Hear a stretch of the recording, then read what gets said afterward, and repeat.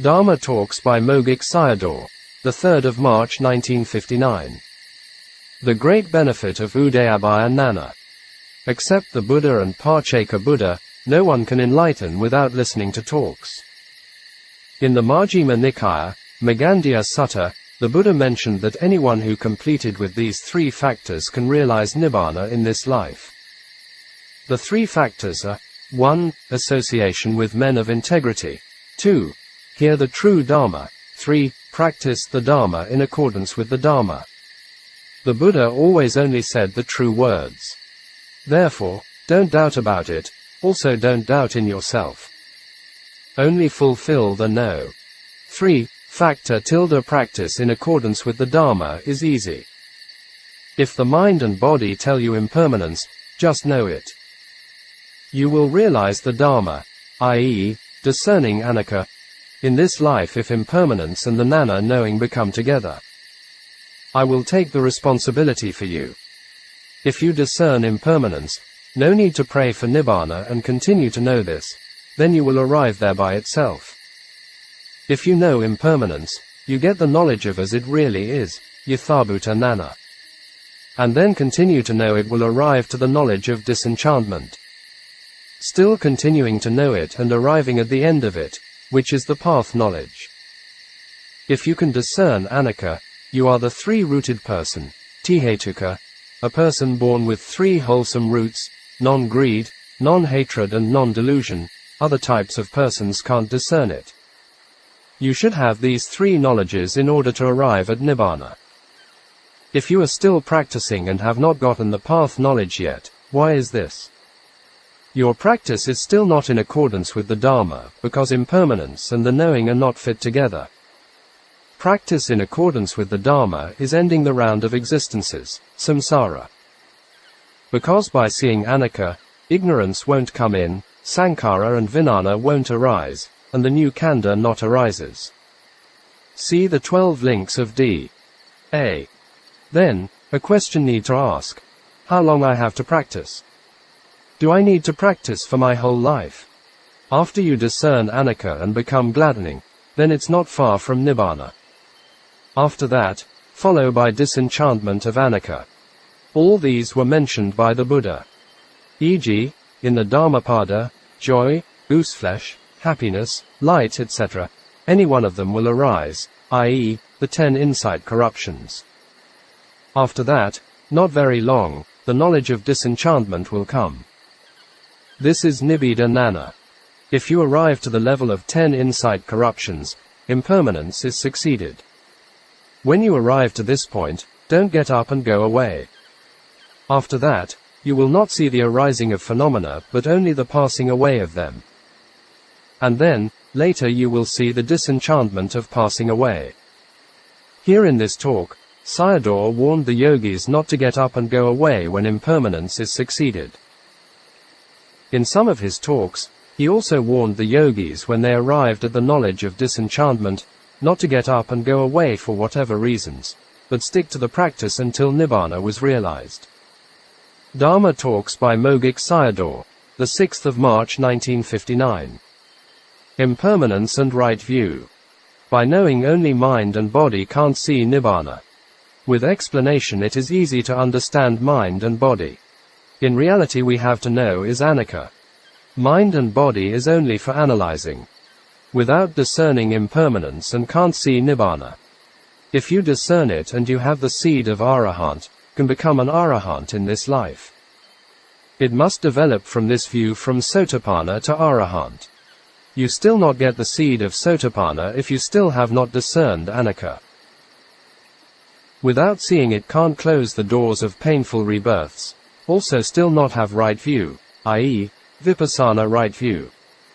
By discerning anicca has purified view. Sayadaw recited some of the Pali verses by the Buddha and explained it. During sitting, if your body feels pain and wants to change is all right. I don't say not to change it. After changing, the feeling disappears and not there anymore. You have to change it with contemplation. After changing, observe it as it's there or not. In this way, you have right view. Die with right view is dying with knowledge. After seeing anicca, continue with the contemplation will become disenchantment with it. Knowledge becomes sharper, but it's still anicca. Aggregates, khandhas, sense bases, ayatana, elements, dhatu, truth, sakka, all are anicca. But by themselves is separated, i.e., separated nature. You discerning of impermanence can make you free from carrying the corpse. Sometimes Sayadaw was using words which had the double meanings, profound, vivid and humorous. For example, in some talks, changing new births, conveyed as changing the corpses. You must not argue by looking at the differences of the ways of practice. At last by discerning anicca and become the same. The main point is discerning impermanence. Sayadaw made a warning on argument that was very common in Burma, maybe also in other countries and other religions. The important point was not other right or wrong, but one's own practice. Discerning of anicca is only possible when the Buddha's teaching exists and encounter a teacher who can teach them. If you discern anicca, you will be free from craziness. Therefore, make perseverance for the sake of discerning anicca. Dhamma talks by Mogok Sayadaw. Taṇhā and Practice. In these talks we can feel the compassion of Sayadaw. He pointed out the importance of present situations for practice diligently to end dukkha. Not to waste the precious opportunity for ending dukkha. Also he pointed out the great power of greed craving, lobha taṇhā, in daily life.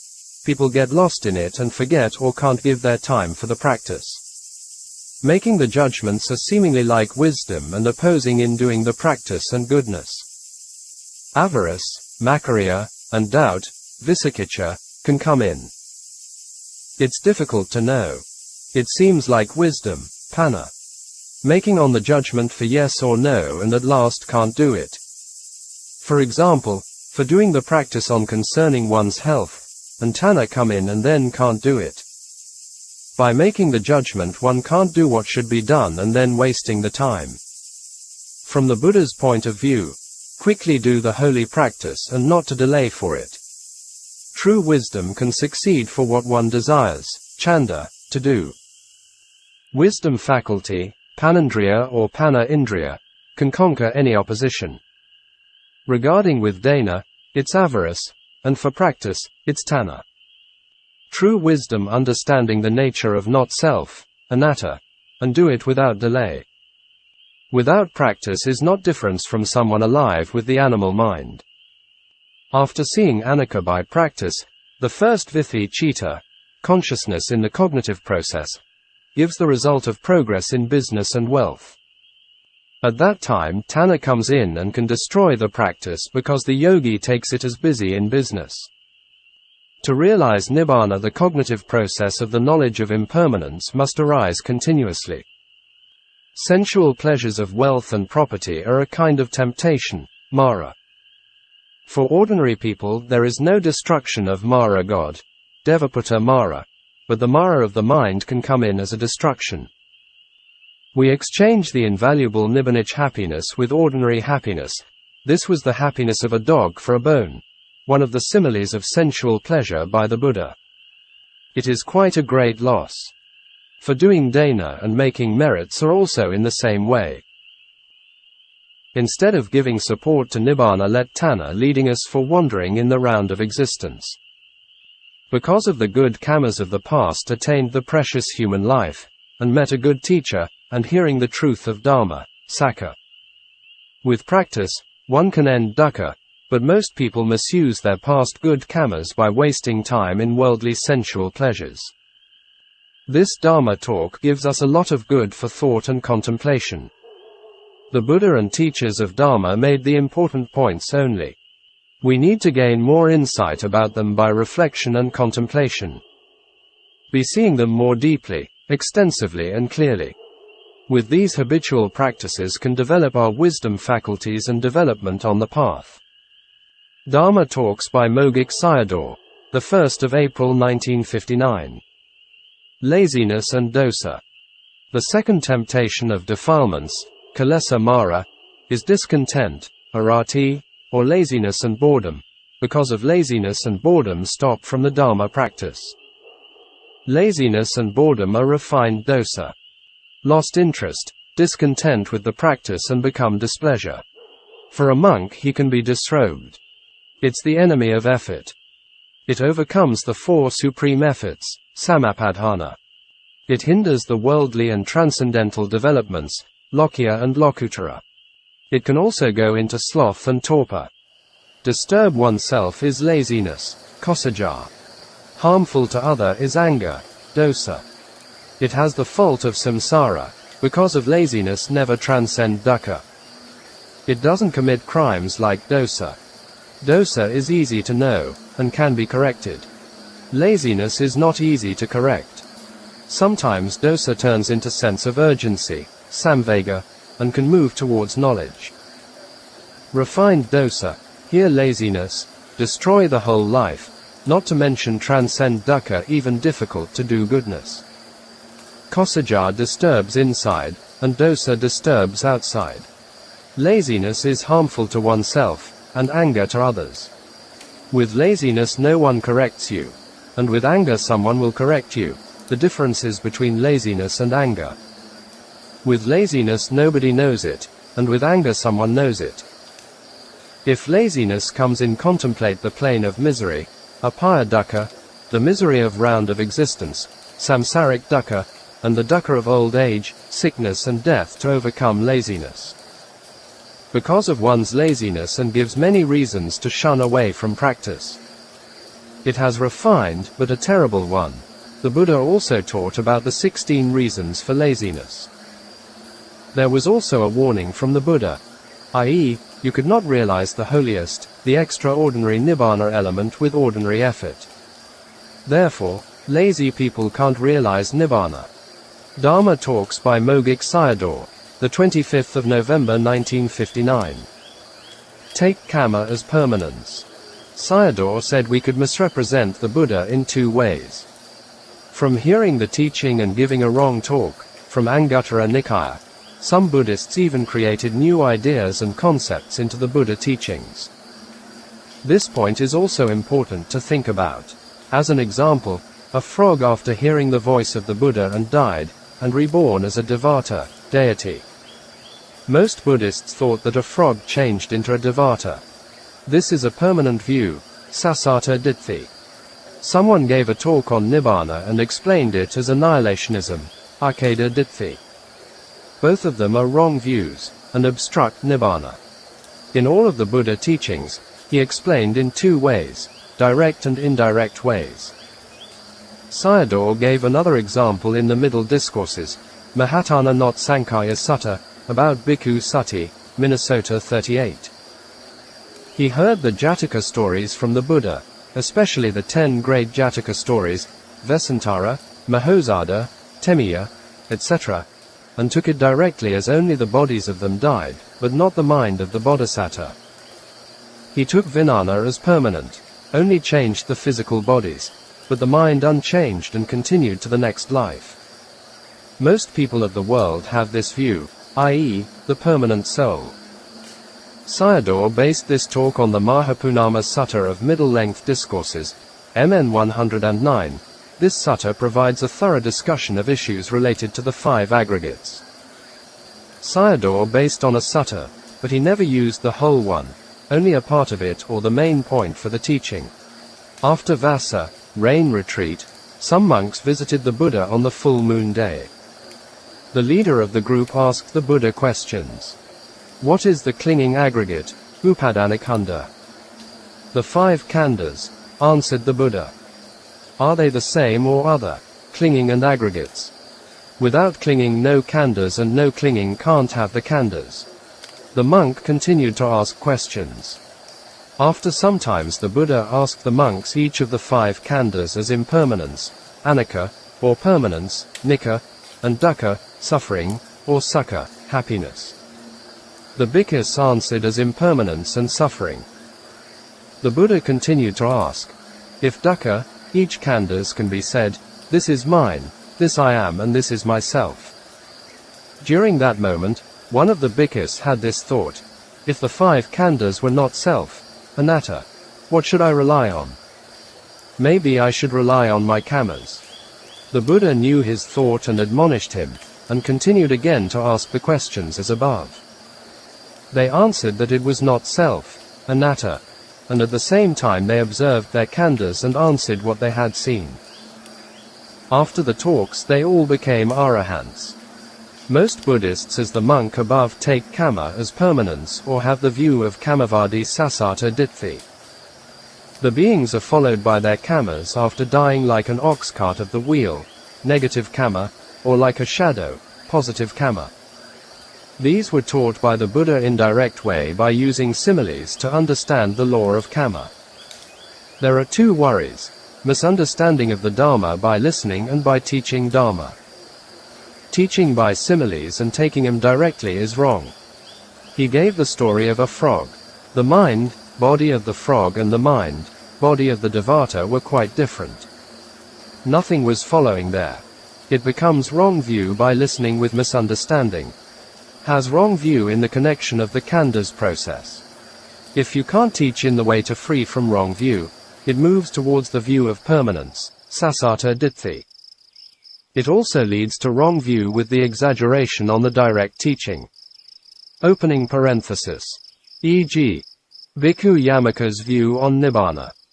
We can also know from the Buddhist history that some new ideas and views came from this kind of thinking and looked like a god religion. There are three methods which can't be mistaken and deviated. These are law of conditional relations, patthana, law of dependent arising, paticca samuppada, and truths, sakkha. With the others, if don't know how to interpret them and easy to become wrong views. Take Nibbāna as just only the cessation of greed, hatred and delusion is also wrong view. It's the same as nothing arises. The leader of the monks asked the Buddha, there are clinging, upadana, and aggregates, khandhas. Are they the same or different? The Buddha answered that they were not the same nor different, and without the khandhas there was no clinging. The khandhas could not exist if there was no clinging. What is the cause of the khandhas? We do want it for ourselves and therefore we pray and making kammas for it.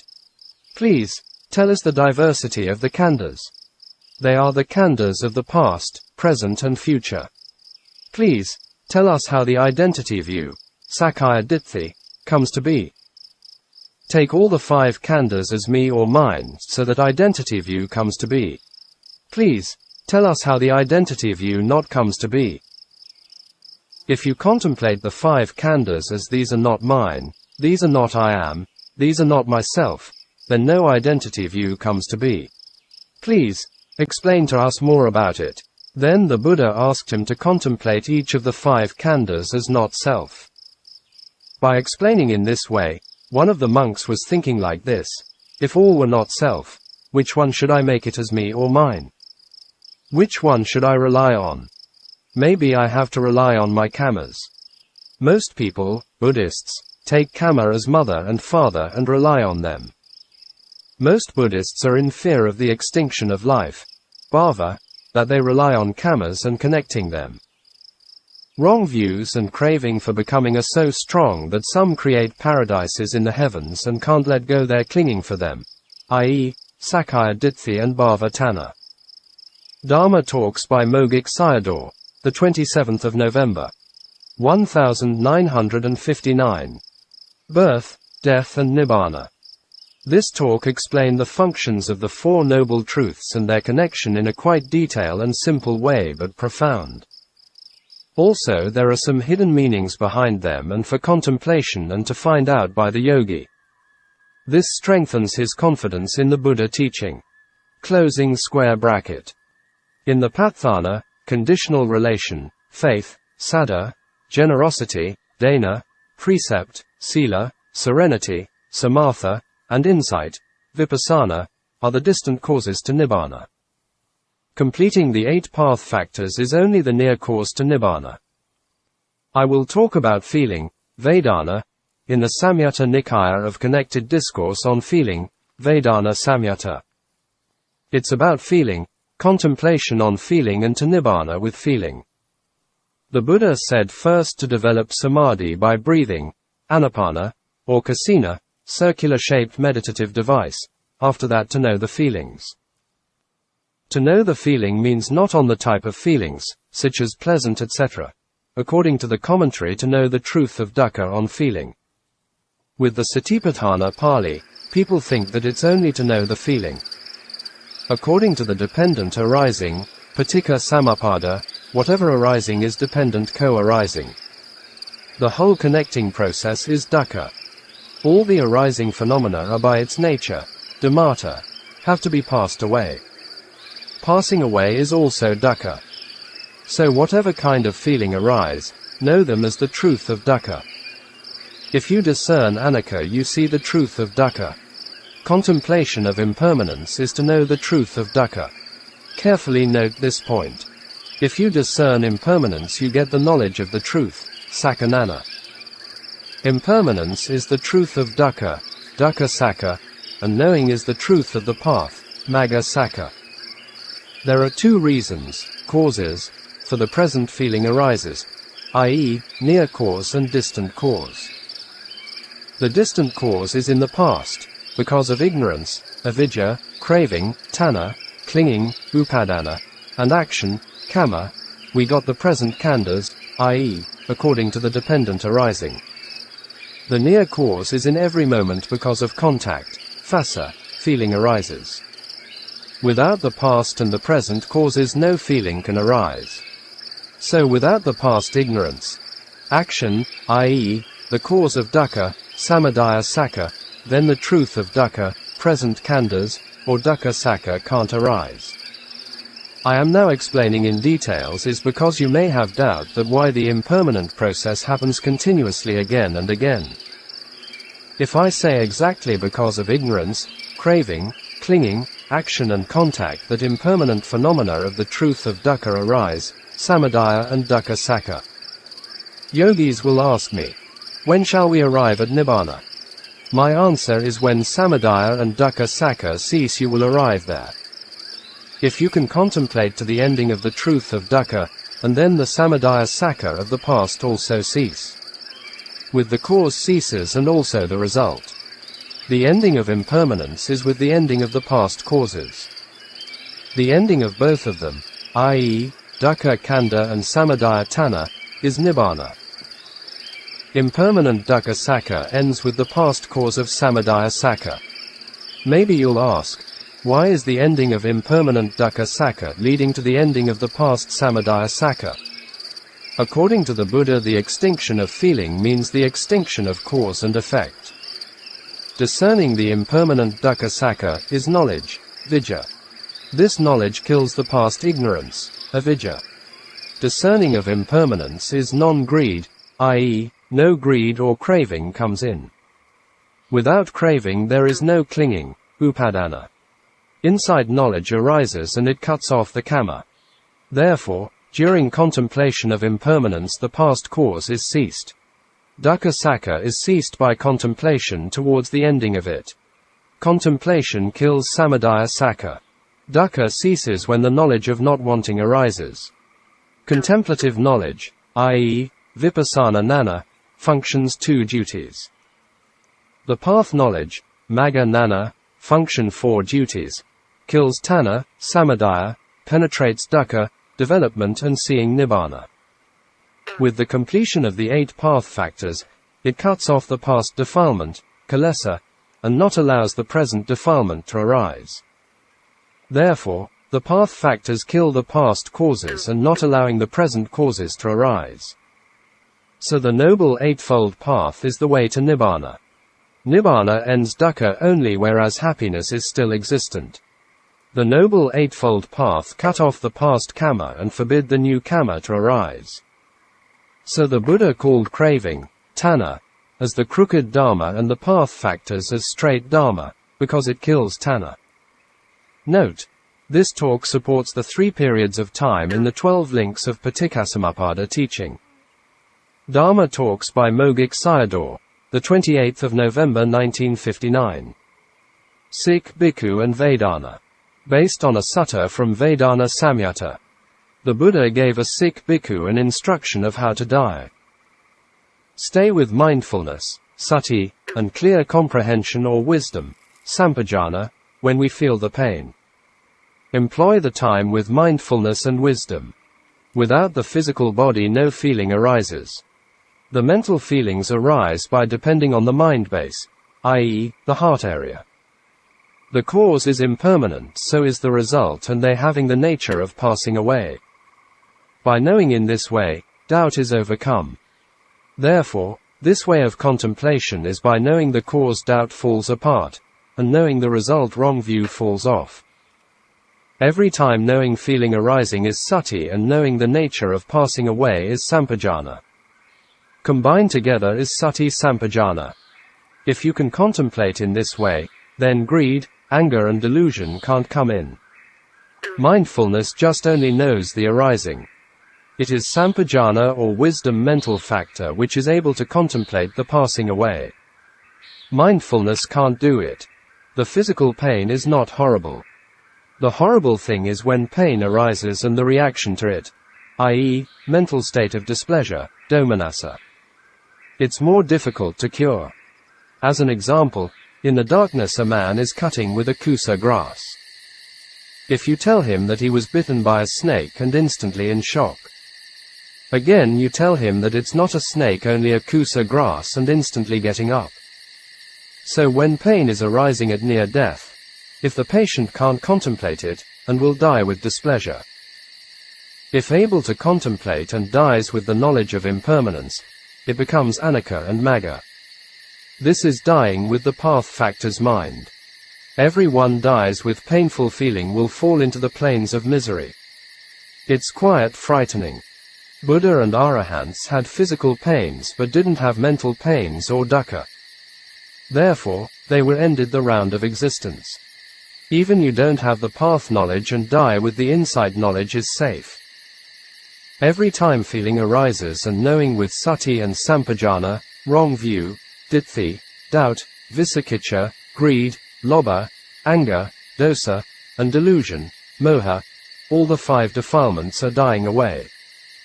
Ditthi and visakicha are extinct with the path knowledge. Lobha, dosa and moha die without any chance to come in. Here Sayadaw mentioned the lobha, dosa and moha a connection with wrong view and doubt. Not 100% of them but only 25% of them. If you follow up feelings until to the end, body and feeling disappear and the peaceful Nibbāna element appears. In the yogi's mind, the physical body is disappeared. The 5 khandhas disappear and the path knowledge arises. Dhamma talks by Mogok Sayadaw, the 30th of November to the 1st of December, 1959. Craving like a tailor. Most Buddhists afraid of unwholesome kamma which will give the future result. The main cause is not kamma, taṇhā, craving, is the connector from one life to another to infinity. No birth anymore if taṇhā is eradicated. After taṇhā extinct all the kammas become fruitless. As an example, the great serial killer Angulimala, the fingers garlanded bandit of the Buddha's time. Therefore, the Buddha said that in the Four Noble Truth, the cause of dukkha is craving, and not mentioned as kamma. Craving is sticking at 12 places. It's sticking with the 12 ayatanas, i.e., form, sound, smell, ideas and eye base, ear base, nose base, mind base, sticking with the external and internal phenomena, and also in the middle. It's really not easy to deal with it. With the contact of eye and visual object, eye consciousness, seeing, arises. So it's also sticking with the eye consciousness, ear consciousness, hearing, nose consciousness, smelling, mind consciousness. So taṇhā is sticking at 18 places. 6 sense objects plus 6 sense bases plus 6 consciousness equals 18 elements. Even you can say sticking with the whole body. Therefore, we have the usage of I can't even let one of my head hairs to fall off. Again it's sticking with the 18 feelings, 6 sense doors x 3 types of feeling, i.e., pleasant, unpleasant and neutral. The 18 elements, dhātu, are connecting with the 3 types of feeling. So if you can contemplate the three types of feeling, it's enough to kill Taṇhā. If feeling can be contemplated, then craving is not arising. So the Buddha gave the contemplation of feeling, Vedanā. Whatever name you are calling to the living beings such as human, God, Brahma, etc., in reality dukkha starts and dukkha ends, birth and death. Only these things are continuously happening. It exists only as dukkha connecting to dukkha without any goodness in it. After his enlightenment, the Buddha observed the world with the eye of truth and said that I would never praise to any life of existence as good. Even became a non-returner, Anagaman, was only one more life to go on, but still not good yet. It was like the 4 piles of excrement and still 1 pile left behind. It was good only with all were gone. Dhamma Talks by Mogok Sayadaw, the 4th of December. 1959. The Four Taints. Craving, Taṇhā, is the cause of dukkha and has companions with it. These are the 4 taints, asava. They are leading one dukkha to another dukkha. The taints are 1. The taint of sensual pleasure, kammasava. 2. The taint of becoming, bhavasava. 3. The taint of wrong view, ditthasava. 4. The taint of ignorance, avijjasava. If these 4 taints are not extinct, then dukkha is also without extinction. They will connect dukkhas without any gap, anantara pakayo. Between death and birth without any gap. This is the patthana method in the Abhidhamma. Later some Buddhists created a state, the intermediate state, i.e., antara bhava. By Satanta method these are connecting by the taints, death and birth, etc. With suffering like a circle, without any goodness. Send living beings to this life and that life is the flood of sensuality, kamoga. Enjoyment in any life is the flood of existence, bhavoga. Here these 2 floods, i.e., kamoga and bhavoga, which mentioned in the commentary and explained by Sayadaw, are not the same. Maybe Sayadaw used it in a more practical purpose. In any life attachment to family members and wealth as my son, my daughter and my belongings is the flood of view, ditthā. In any life don't know the truth is the flood of ignorance, avijja. All living beings are suffering from the 4 floods. Therefore, the extinction of the taints is only in Nibbāna.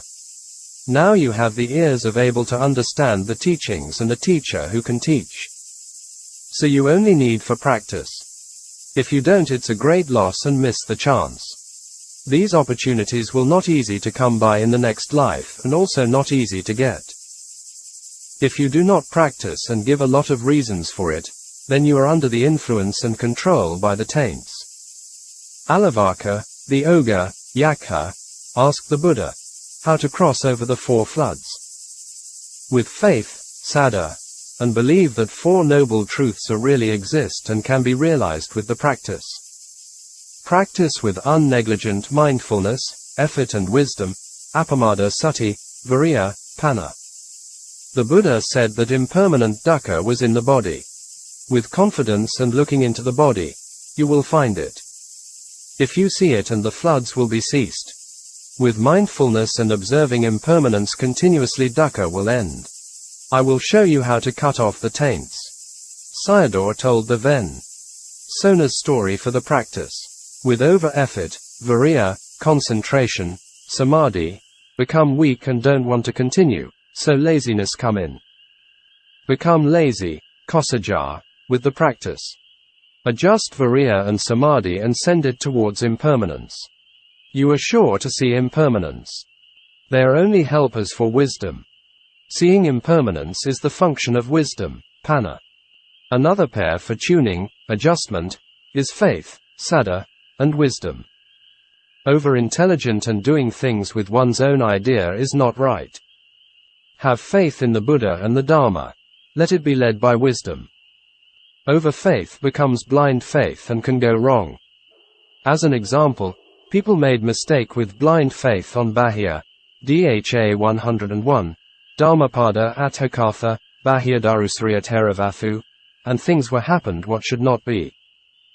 The Buddha gave the guarantee that after making adjustment with the four factors, saddha and wisdom, viriya and samadhi, and practiced would realize the Dhamma. Mindfulness is never excessive. This was one of the evidences that it is impossible without a teacher in meditation. Sona's story. So faith, energy, mindfulness, serenity, samadhi, and wisdom are the five spiritual faculties, indriya. If you can turn them in the practice, you will overcome the four floods.